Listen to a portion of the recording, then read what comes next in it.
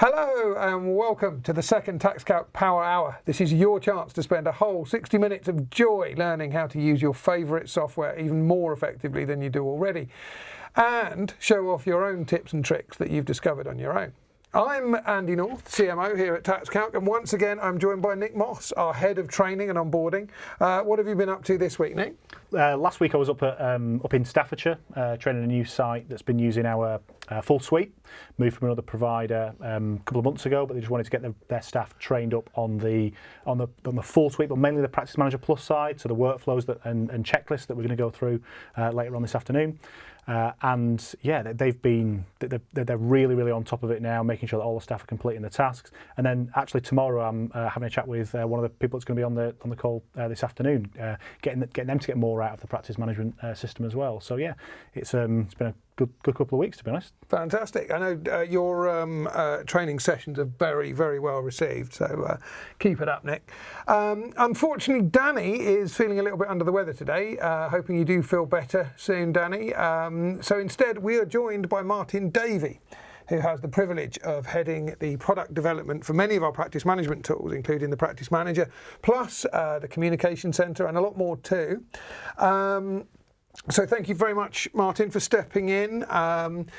So how's this going to work?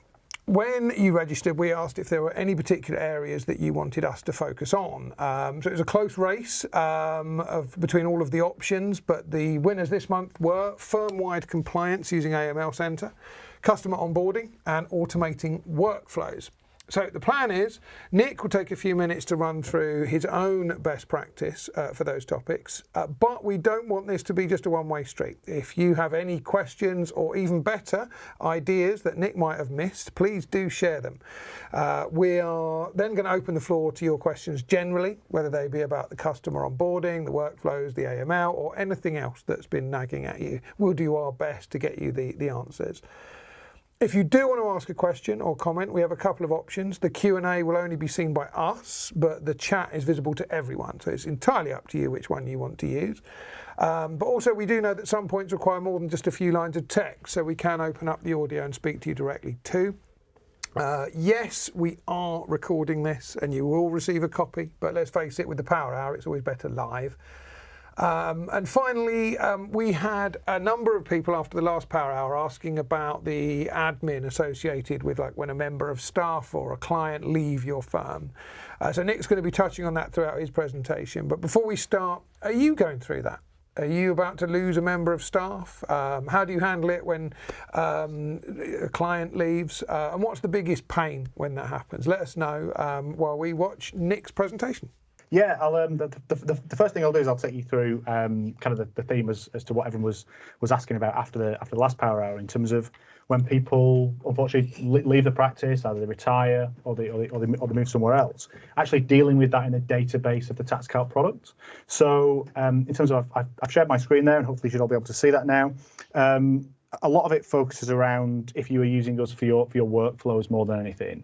So effectively, whether you've got that member have a portfolio of clients using for reporting purposes, being able to reassign those, how to bulk update all existing tasks, and how to edit workflows that automatically assigns tasks to that particular staff member. So in terms of bulk updating clients to a different portfolio manager, what I'd recommend you do is, if you go to Practice Manager on the left-hand side, that then gives you a list of all of your clients in the database in TaxCalc. And what you can very easily do is select multiple clients in here if you wanted to do so. Yeah. So if you click Control and click multiple ones, and then you can click Set Portfolio Manager, and then change who they go to. So effectively moving them from, in this circumstance, I've got a few ones under Darren Bellamy and Jay Green. I will be able to change them to all to Jay, for example, if Darren was leaving the practice. So it's very simple to move them from one person to another to help you with your reports, but also with auto assigning tasks to a portfolio manager later on down the line in the Practice Management Plus workflow tool. In terms of moving tasks from one staff member to another, it's very easy to utilize the dashboards in TaxCalc. So if you use the dashboard element in the bottom right-hand corner, of your TaxCalc launcher page, and that should then give you a list of all of your tasks allocated to each staff member. And what I've got here, for example, is I've got Matt's tasks. So one of my colleagues, Matt, let's say if he left, I'd be able to select each task in here, click Update Task, and change it from Matt to, for example, Darren. Just click Update, and that moves it from Matt and allocates it to Darren. So effectively, you could allocate all the existing tasks on each staff member to a different one, so that then effectively there's nothing under their name going forwards for that particular staff member. Okay.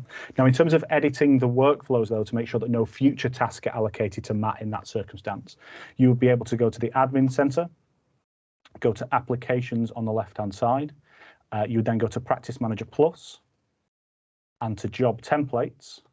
And this would then give you a list of all the templates that you've got set up in your TaxCalc database.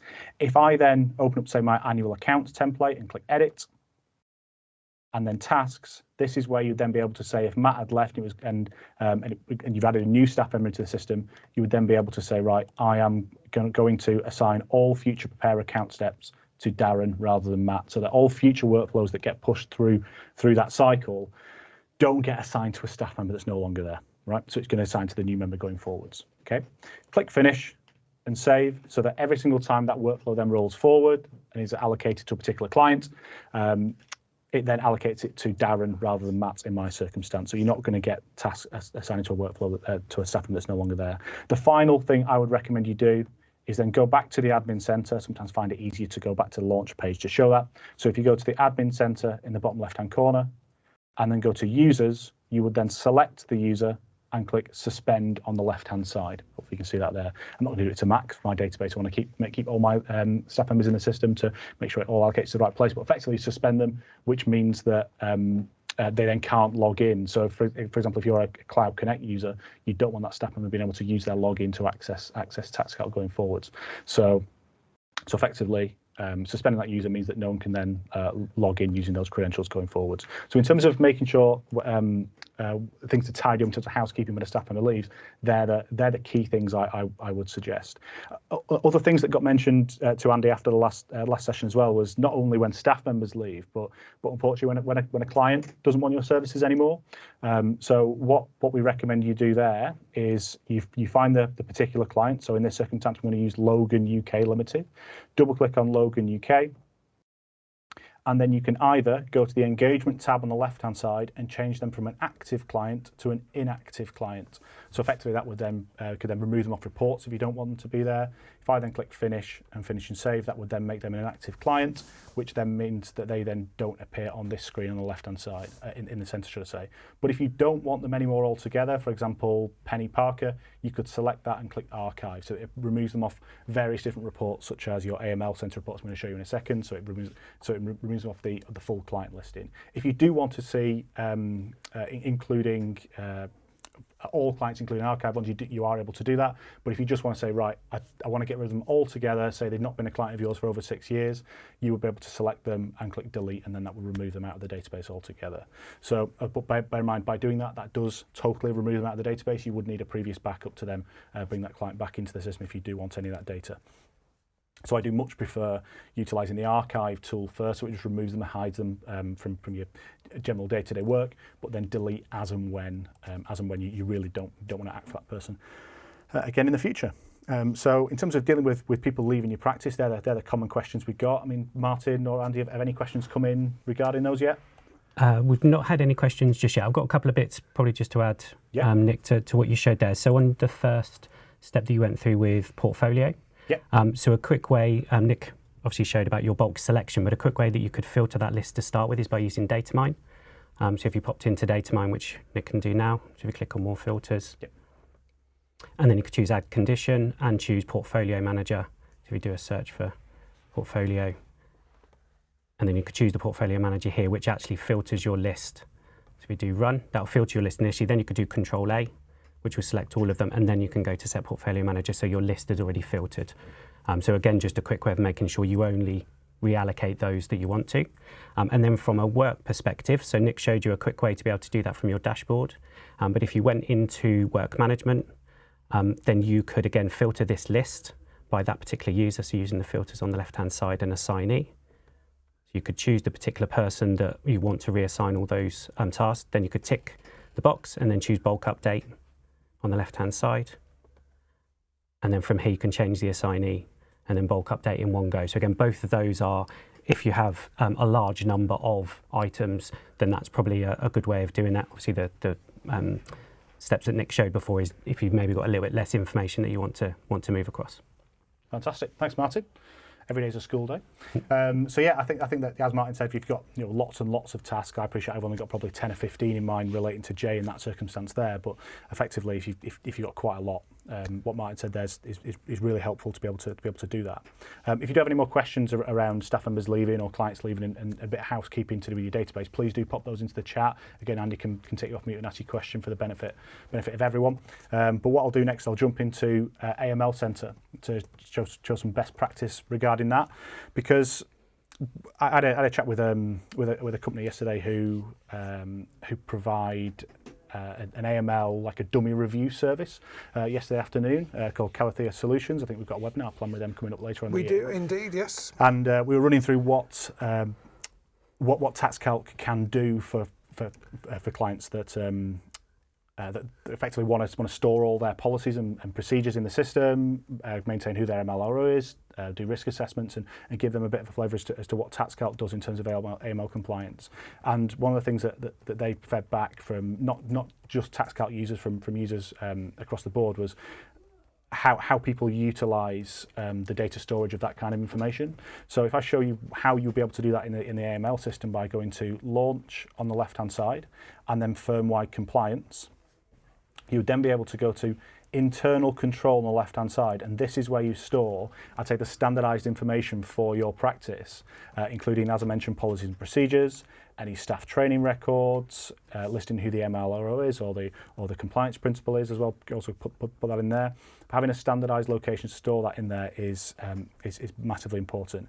I also recommend hugely, when people are actually reporting and checking where all their AML processes are up to, is to go to status management on the left-hand side and utilise the client due diligence report on that left-hand side. And this will be able to show you where all of your clients' AML records are up to and when they were last completed. I appreciate mine's quite blank. I'm on a relatively new demo database, hence why only a few are filled in there. But it will tell you very quickly when each of the bits of information were filled in. For example, I did these two yesterday in that session with the AML company. Now, there's a couple of actual little icons there to mention where, if you were using our online ID checks, so the ones that are powered by Equifax and are done integrated with the TaxCalc system, you wouldn't have that little M symbol there. That M symbol is showing that it was a manual record uploaded into TaxCalc. For example, if you were using a third-party AML ID checking service, for example, if you're using one like Verify out there, that's one that a number of our clients use. You can actually still update TaxCalc to keep a record of when you did that, even if it wasn't done in the TaxCalc system itself. So having that in there, I do recommend putting that date in the system as well.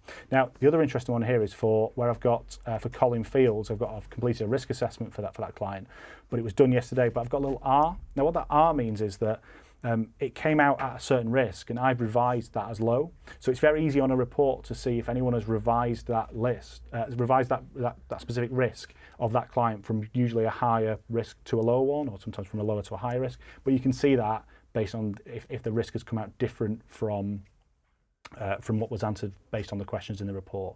So again, quite easy from a glance to see which ones maybe have been edited from the standard answer that comes out of there. Okay.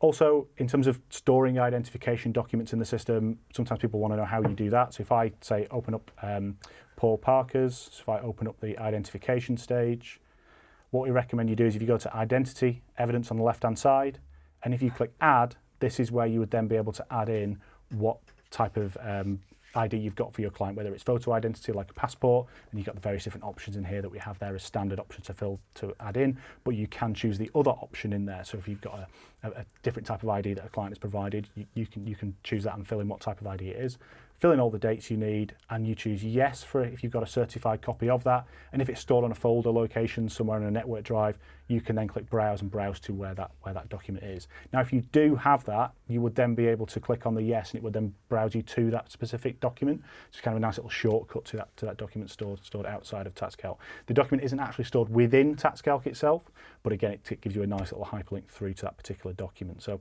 again, having that linked to the product is massively beneficial. Okay. On that note, so you mentioned that we've got a webinar. So we are on the 4th of October. We've got Calathea coming in. So they do kind of mock inspections and point out kind of where you might be somewhat at risk. And so they'll come in and basically give you a development plan. And it's very interesting because Mike over there used to be an inspector, so we're going to be looking very much at what the inspector's looking for, what kind of little tells that he might be spotting in your firm that might suggest to him that there's something more that he needs to investigate. So that's going to be a very interesting one. Put that in the diary. That's going to be on the 4th of October, right here on TaxCalc Studio. So I'm going to ask, thank you very much for doing that, Nick. Has that kind of answered your questions? Did you have anything else that you would add or any other questions? Have any questions come in, actually? Not just yet, no. We had a question from Chris just on an issue, so I've just directed him to our support team. Just a couple actually quickly coming in now. Let's just read those. So can I filter the client due diligence for the items without a risk assessment? So if you, let me share my screen again just so we can see that. I always forget to share my screen. So it's not a filter as such, but what you are able to do is you can very quickly click on the risk assessment and it will then sort by when it was last completed in terms of the newest to lowest at the bottom. So effectively, I appreciate I've got a lot of mine without risk assessments filled in, but you can see that it'd be very easy to see by just clicking on it. It would then give you a list of ones that haven't been completed or ones that were completed a long time ago if it was per your policies that you wanted to update a risk assessment every 5 years or so. And that was a question from Lorraine Ellison, our friend. And I said I'd give Lorraine a shout if she joined in. Thanks for joining us, Lorraine. Good to see you. Lorraine's going to be in our studio at the end of October when we're going to be looking at capital allowances, amongst other things. It's very busy in here, as you might imagine.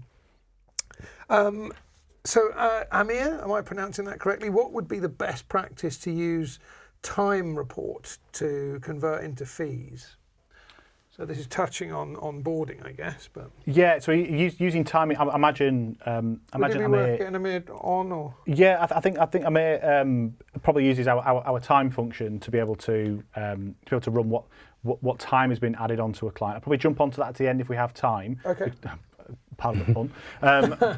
But I think probably we're going to do a section on time and time reporting in a later Power Hour, Amir, because I know that is quite bespoke to how different practices want to report on that time.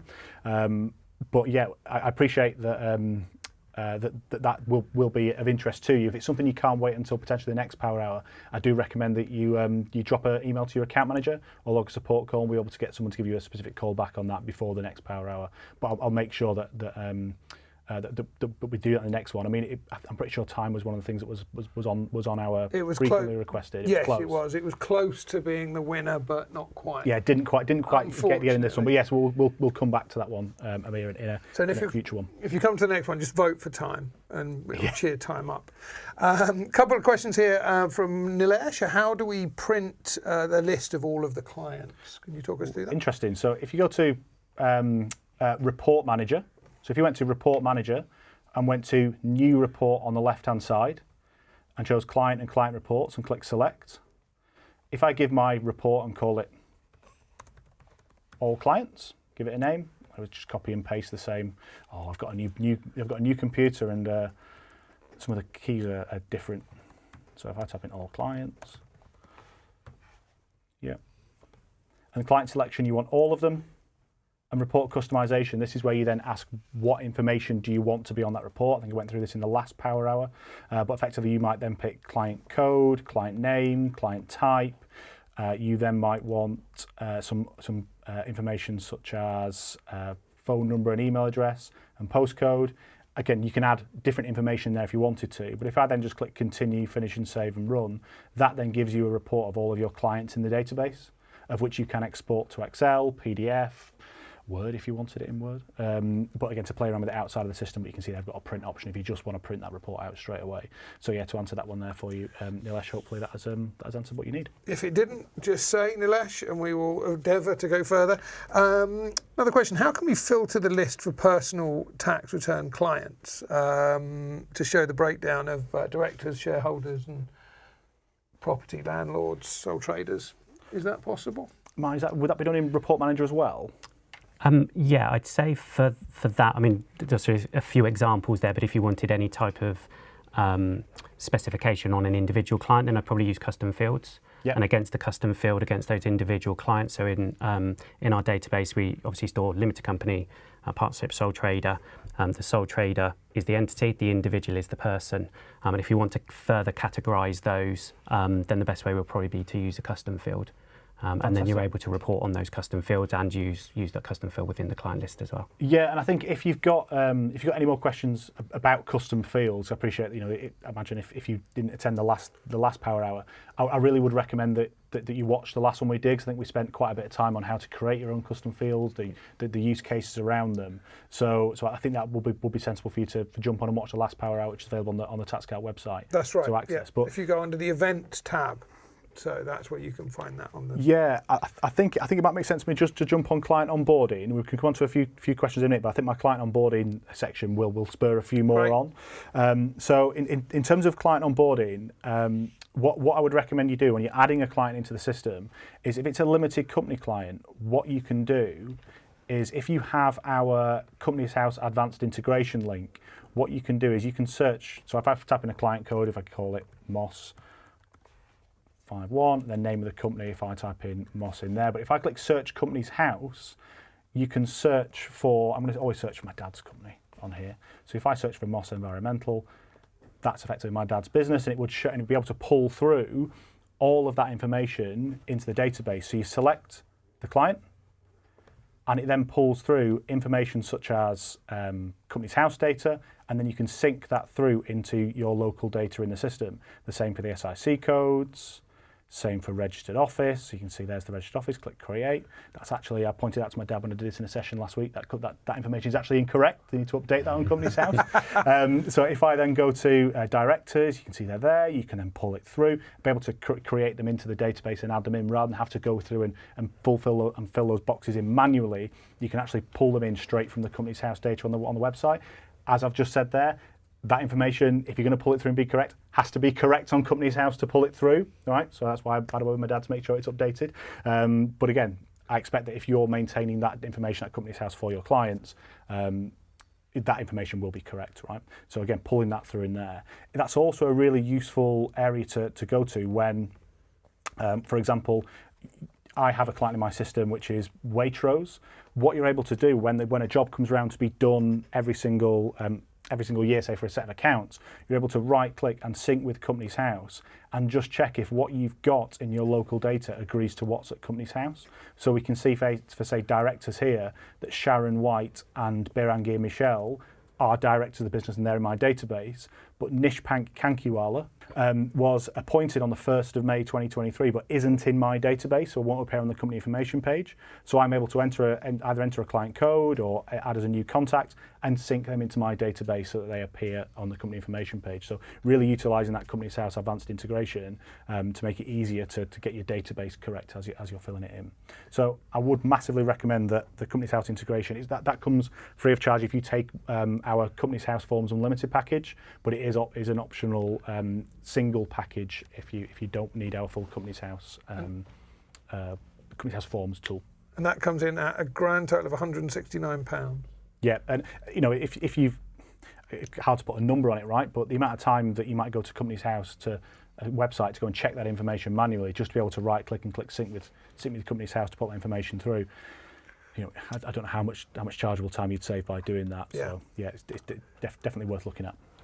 So I think one additional thing as well, Nick, if you pop back into the sync wizard, so if you pop down to check and finish, then you've got an option in there where you can print report at the bottom.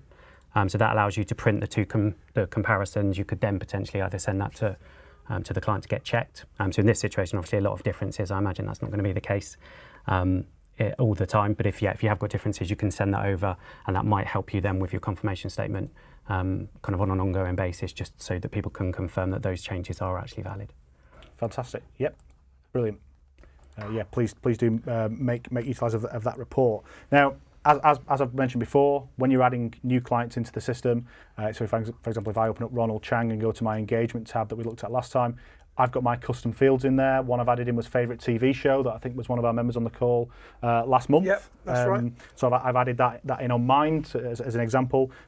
If you have as many of these filled in when you've added a new client into the database, you might want to add these on your new client form so that you can add them into the client record as soon as you're adding that client into the database. Okay, but I think that one of the things that is really useful is if this is a new client, if you choose the select client's engagement status as new, and then when you go to close that client, it will ask you, do you want to create a 64.8 in the system and an engagement letter? So if I say run on both of those, it will ask me which engagement letter do I want to produce. So you'd have your engagement letter saved in the background of TaxCalc to pull through all the information into the body of that letter. I'm not going to bother with that today. Effectively, it's just an engagement letter that can pull that information through. But then with a 64.8, it will then open up the tab automatically with information that you've filled in the body of the 64.8 automatically filled in for you to then run through, and when you get to finish, you have the ability to then file online. Okay, so rather than having to print it out and post it, you can file that 64 online through the government gateway, through the system. You can see in the top right corner, add to e-sign envelope if you want to use this for e-sign, so sending documentation to your client for physical e-signature, and you can do that very quickly in the system by clicking that button in the top right corner. So again, knitting all those processes together rather than having to send it to an external portal and push it along, actually being able to do that by the system might make a bit of sense. So yeah, make sure you add the client engagement status as new, so it brings up those two options, fill them in if you need to, and then once you've got the 64.8, happy with all the information in that client record, you can then change it back to active client afterwards. But I think probably the most exciting, is that the right word, Martin? Maybe for us. Yeah, for us, exciting for us. Part of client onboarding is the introduction of our new checklist workflow that was added in our latest release at the end of June, and that allows you to create a list of tasks that can be completed in any order at any time when assigned to an individual. So what you're able to do is, if I go to Admin Center down here in Applications and Practice Manager Plus, so you would need a Practice Manager Plus license for this. And if I go to Job Templates, you can see that I've created a client onboarding checklist in my system. Now, what you can do is, if I go to, say, Tasks here, is you can create whatever onboarding tasks you like to form part of that checklist. So when I say onboarding, that's just one example of what you might want to use a checklist for. You can use it for as many different purposes as you like, and I think me and Martin will probably have a chat about what those are in a second. But I've got 6 here in terms of have we got an engagement letter approved, have we obtained professional clearance, have we completed AML due diligence, sent 64.8, set services and set billing. You can have as many as you like. For example, the firm that I went out to near Stoke in the middle of last week, they had a 27 task client onboarding checklist, because they wanted to have every single possible thing that they'd need to fill out when a client was onboarded, whether they are the 6 that I've mentioned there, but they might have we done all of the elements of AML, yeah? And they could tick them off individually when they're done. They don't want to miss anything, so they'd much rather have 27 steps and just tick them off very easily when they're done.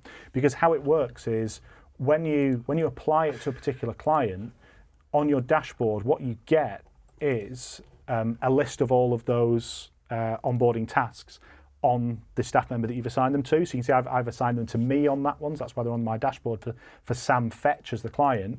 So if I've sent the 64.8, I can very quickly click on the box, click on the hyperlink to open it up. You can see these are tick box exercises now. I can then say, yep, I've sent the 64.8, click finish, and then it removes it off my task list. So it's really simple just to click the hyperlink, tick the ones which you've done, click finish, and then that would complete the checklist once it's been done. So in terms of other purposes, Martin, that checklists would be used for outside of client onboarding, I know we had a chat earlier this morning about it. What were a couple of the ones that you mentioned in that regard? Yeah, so when we were going through the process of discovery, kind of for the checklist, trying to understand what people would want to use them for, in theory could be anything, but common ones were staff onboarding. So quite a lot of the stuff that we put through TaxCalc is based on compliance, is based on the jobs that you're doing. standard tasks, there's no reason we couldn't use those for meetings and non-client related things. But I think for the checklist, something like staff onboarding, you'd have a template that you could set up so that when you onboarded a new member of staff, we talked about staff leaving just now, but if you had then a new member of staff that you wanted them to go through, make sure they had everything set up, make sure that all of their knowledge on AML, all of their knowledge on the system itself was as appropriate as it could be, you could have a checklist for something like that. We've had other ones, so like a standard process, maybe an SA 302, which is an example we went through in our Accountex masterclass a few months ago. So if you had something like that needed, say, 3 years worth of figures in order to fill a form out, you might have a checklist to go alongside a job.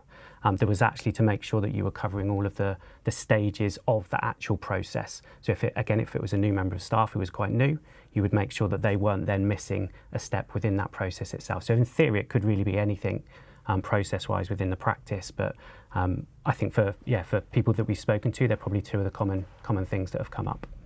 Fantastic, thanks, Martin. Yeah, that's in terms of they're the two things in terms of onboarding clients and staff, and it's great that you can create whatever template you like in terms of whatever tasks as an option. As I said, I had 6, the client had 27. Some might see 27 as overkill, right? But they wanted to have as many different options so they couldn't miss it. And that's the thing, it's totally bespoke to any to any practice in terms of that checklist. I mean, some practices might want to use the checklist for an accounts workflow if they wanted to do that, in terms of have a deadline of when that job needs to be done by, but just complete the steps in any order.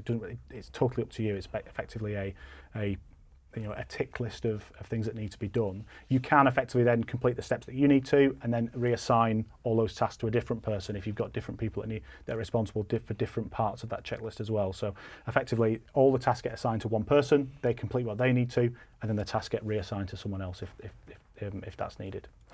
And I think, Lorraine's just commented as well, so a client offboarding. So we've talked about onboarding, but if you had client offboarding, so you did talk again about having a client leave you, then you could have an offboarding process that you go through in exactly the same way. So that checklist, I think, is probably a nice, simple way of doing that as well. Yeah, and again, having that as a template just allows you to standardise that for your firm, rather than kind of let your finger in the air, think what do we need to do when someone leaves, especially with the GDPR regulation of data that you hold on your client, making sure that you don't miss any of those gaps based on a standardised template for your practice should be massively helpful for you. So yeah, thanks for that one, Lorraine. I always forget about offboarding. We always talk about client onboarding and staff onboarding, but yeah, as I mentioned, in terms of when a client leaves, having the checklist template set up for that is massively beneficial. Yeah, it's not always a sad moment. No. So Chris asking, will the same tick box apply to the other actions, or is it just for the new checklist tool? Because there's a number of areas. It might be interesting to get Chris on, actually. Chris, if you're happy to chat, can I open your mic up? No, maybe not. Technical difficulties. Do apologise. Maybe not. So in short, Chris, sorry. The only way to be able to complete workflow tasks rather than checklist tasks, is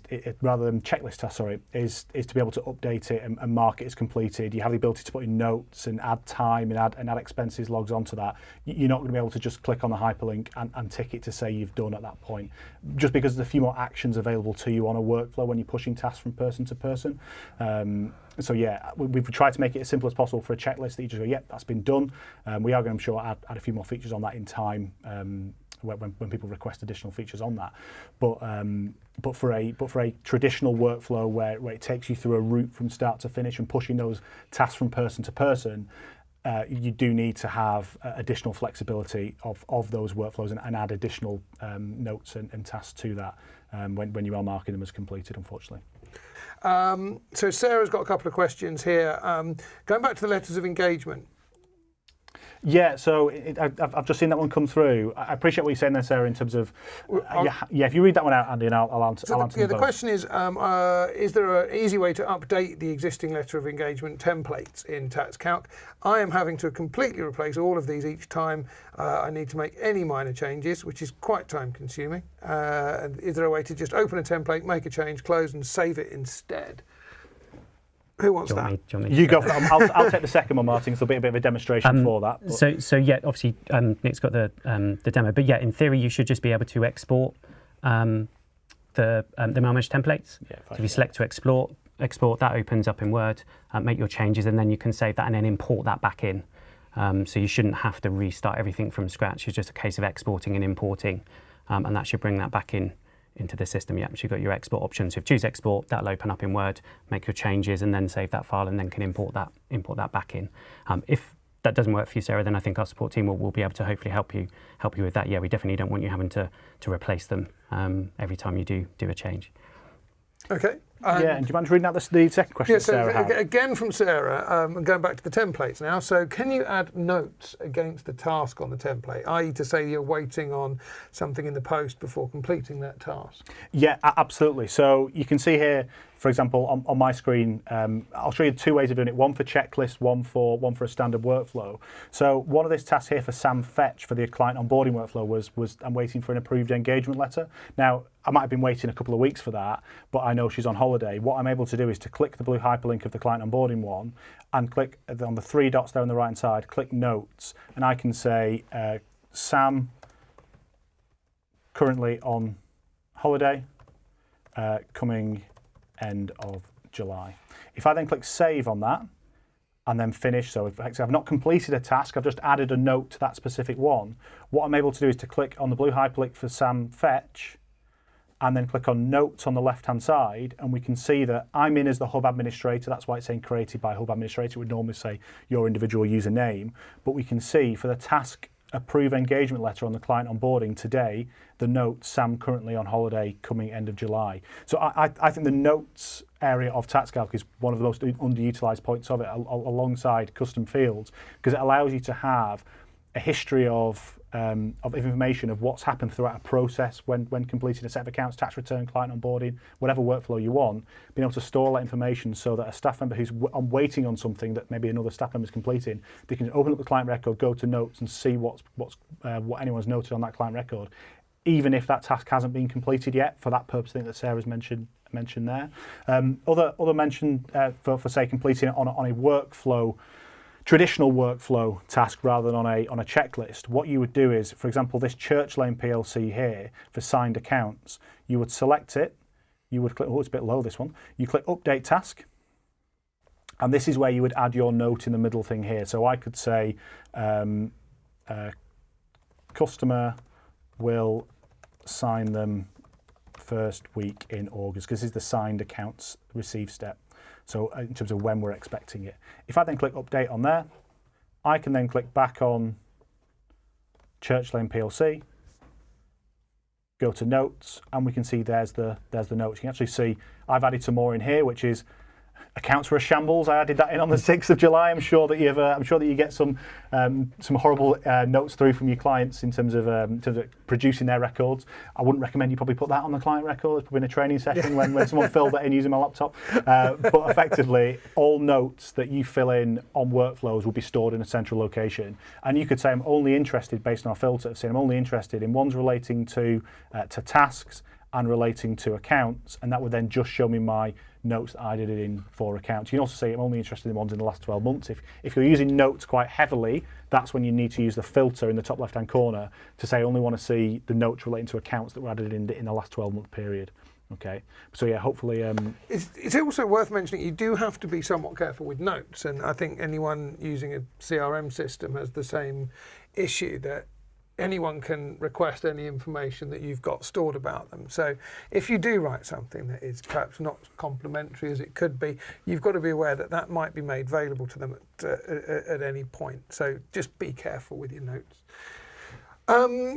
So hopefully this is answering your questions. This is on the notes, but we are aware that people have wide different levels of expertise with TaxCalc, and it will be interesting. We had an email after the last episode where one of our customers said that they, after using TaxCalc for I think something like a decade, is still logging in and out just to change client over. And I know this is probably one of the early things that we look at, but would it be worthwhile just exploring how to switch between client without having to log out? I think there might be. Yeah, it's quite a basic one, but I appreciate that some people don't particularly know some of the flexibilities around the system. So what you're able to do is to go to Practice Manager in the top left-hand corner, find the client you want, open up Ronald Chang, yep. And then what you can do is, I appreciate some people might not be aware, you've got this little cog in the top right-hand corner. That's a nice little shortcut to go through to say, I want to open tax return production for Ronald in April 2023. So that now opens up Ronald Chang as a client record and as tax.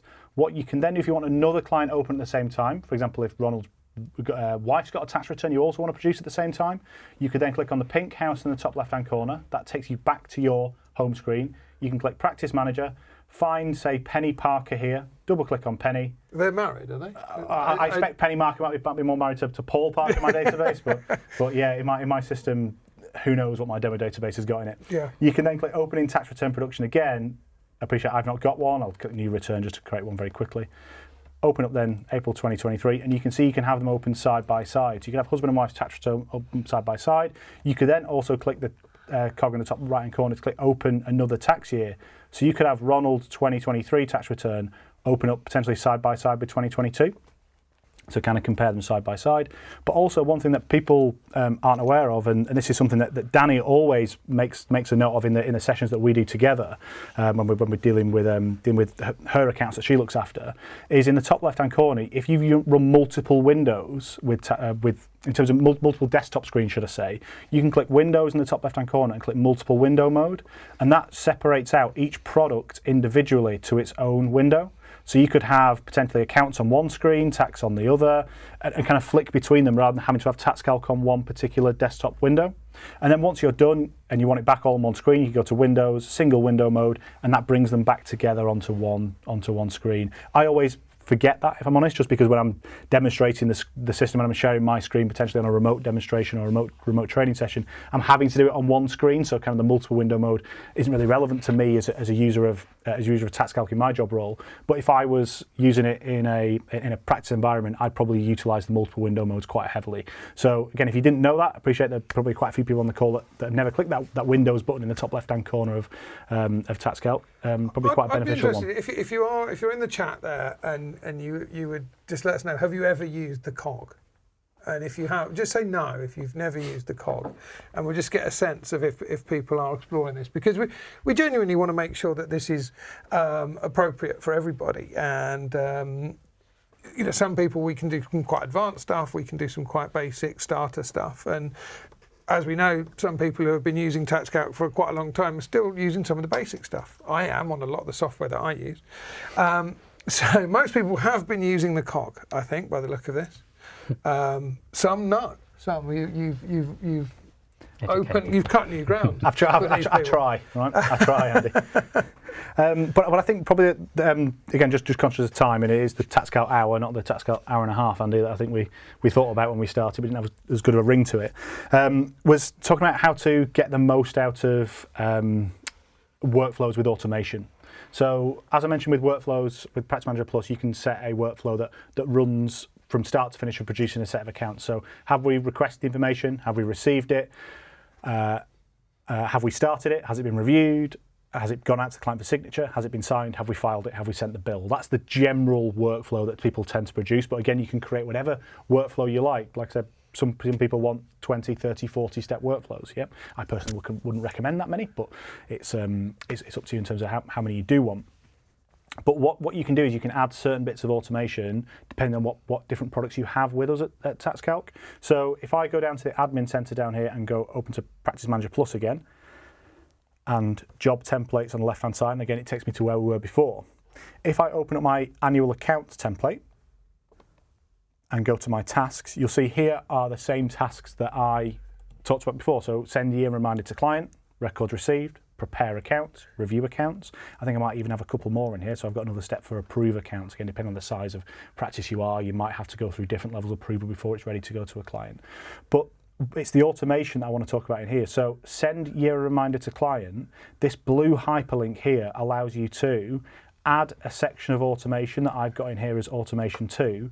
So this says when the records are requested for the work item via email, in this circumstance the work item is the set of accounts. If you were doing a tax or a VAT workflow, the work item will potentially be the VAT return or the tax return. So when the records are requested for that work item, change the task status to completed. Right? So you might send out 300 tax tax information requests on the 6th of April via Communication Centre in one go, and it can complete 300 tasks at the same time.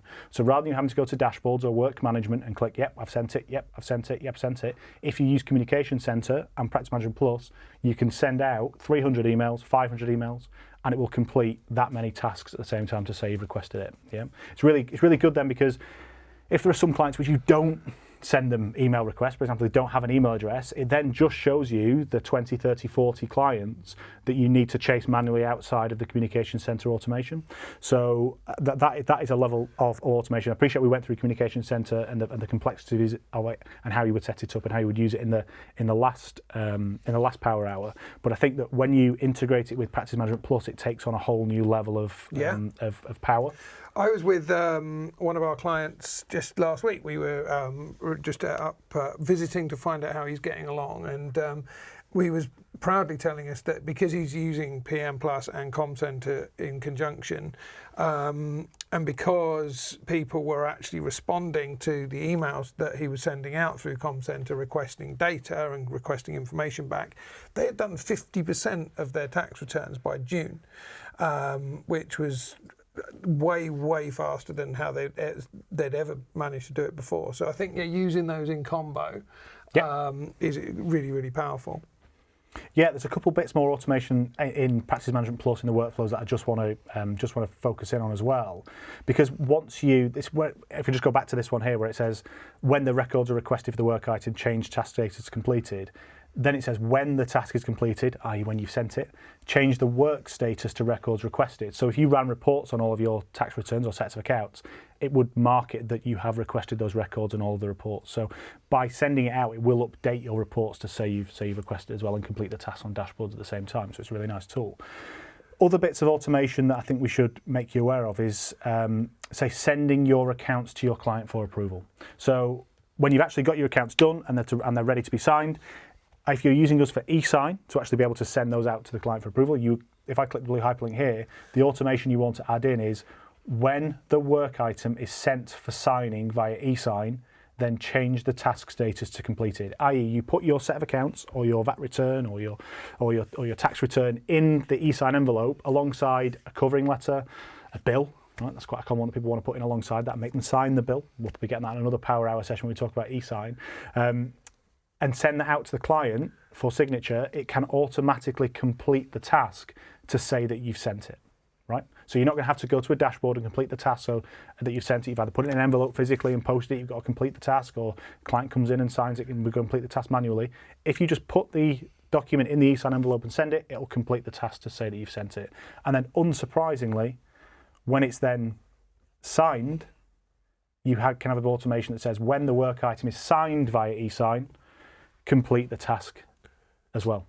So that the steps of sending a tax return for sending a tax return or a set of accounts for VAT return for approval will automatically complete a step, and when they sign it, it'll complete it as well and move it to the next person, for example, to actually go and file that set of accounts.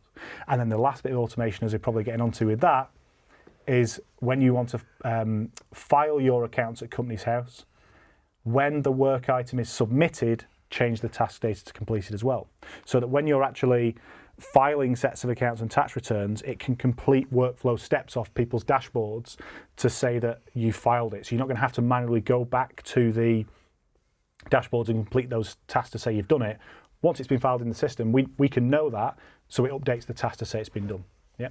So having those 4 bits of automation, requesting the information via Communication Centre, sending it out via e-sign, having it signed via e-sign, and filing at Companies House, completing them on your workflows automatically really supercharges the use case of why Practice Management Plus is a really useful tool. And I don't know, Martin, you probably got loads of you got questions on that or experience on that? Yeah, so I think you've covered pretty much all of it. There's one additional one which I think is kind of hugely beneficial. So all of our jobs are recurring or can be set to recur. So in this instance, when you've completed the job, that job can then kick off the job for the next year, which would recur. But on your last task, hopefully on your demo, Nick, you've got one there, which is when that job is completed. So at that point, that can then create the next period as well, so accounting period or tax return.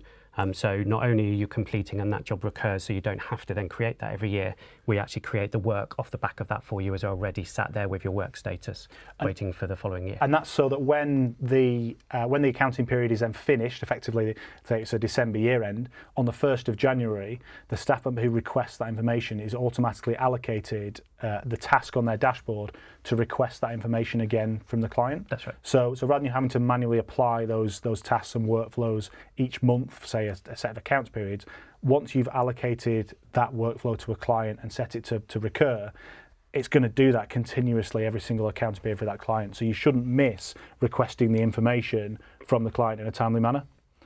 So yeah, again, with Practice Management Plus, there's loads of videos on the website in terms of helping you get up and running with these. But I would recommend that if this is something you wanted to get a bit more out of, we can run training sessions for people now, and they can be separated out into 1, 2, and 3 hour blocks. So again, depending on the complexity of the workflows that you want to build and how much help and assistance you feel you need, if you get in touch with your account manager, we can run training sessions for you and your team in terms of getting up and running and using Practice Management Plus to its best of its ability. I'm particularly interested in this because I didn't know. I mean, what's blown me away is I don't think anyone here knew about multiple windows. So we're at that level. That's fine. with this, and it's useful for us because we can understand, are we missing this when we're letting people know about the software? So it looks like the multiple window thing is something that we need to perhaps expose a little bit more. But when we talk about this automation, I'd just love to hear from you. If you could just put into chat if you said on a scale of 1 to 10, how much of the automation that you've just seen and how much of the automation that you might know already exists within TaxCalc are you using? So if it was 0, you're using none of it, you're doing everything manually, and 10, you've kind of zapped up to the hilt. I'd be interested just to get your take on how much you're actually using right now. Do you find people know when you go on your training sessions that they know about things like multiple windows? No, I mean part of that is probably my fault, Andy. In that when I'm doing demonstrations to new sites, I don't tend to show it because it's not something that I can demonstrate particularly well on a remote session like this, right? I appreciate I've kind of shown it in a little bit, but when you actually go out on site and you start using it properly and having a set of accounts on one screen and a corporation tax corporation tax return on another, and actually be able to push the data between those two elements, it's a really, really powerful part of the system. So it's probably probably our fault at TaxCalc for not making people that aware of that. It's also kind of hidden under the Windows tab at the bottom, but I think it's one of those that once you start using it, you'll really get into using the multiple window mode. I don't know, Martin, has there been another just something that popped into my head, little snippet, if we're going for little snippet things. So I don't know if you want to share your screen again, Nick. So another little one which people aren't particularly familiar with. So for admin, a lot of the time you go back to the home icon, you go to Admin Center, but under the help option, you can choose application settings, and that takes you into admin. Oh, really? And then you can go into each of the products from there. So again, just a little shortcut. I think something I was showing some of the sales guys not too long ago, and again they weren't aware that it was there. So these little shortcuts just mean you don't have to necessarily navigate to other areas of the system. I think the little shortcuts are the best ones because they're the ones you have to put least work to get out. If you've got to build an extensive workflow, you get the benefit, but these are nice. Yep. Quick win. Just on that as well, and I appreciate that probably everyone on the call does log support calls from time to time, right? We all have to. Even I log support calls sometimes when I'm struggling to remember something. I appreciate you'll probably be aware you go to help and then contact TaxCalc support and fill in this form. But if you have an issue with personal tax and you're really struggling with knowing where to put something in a particular box on the return, what we recommend you do is if you open a particular client, the one you're struggling with, so in this circumstance we're going to open up Ronald Chang's tax return, you can actually go to help at the top and send return to TaxCalc, and by doing that you can see you would tick a box, say I want to attach a copy of the return, but please do make sure you leave the box ticked that says send as anonymous. So you can actually send the return to us at TaxCalc, and we can actually see what boxes you filled in. But it's without any data in it? Yeah, so the data is there in terms of figures, but all the names are changed to the likes of whether it's Joe Blogs or James Chang, I suspect. Ronald Chang in this circumstance, yeah. But yeah, effectively being able to actually send the return to TaxCalc does make it a lot easier for us to have a look at it before we even call you back. So yeah, if you are struggling with a personal tax return, please do utilise that send return to TaxCalc option rather than just logging a support call as normal. I'm intrigued by this, but we asked earlier for people to rate their use of technology on a kind of 1 to 10 basis, and the range so far is we've got a 6, and everyone else is lower than that.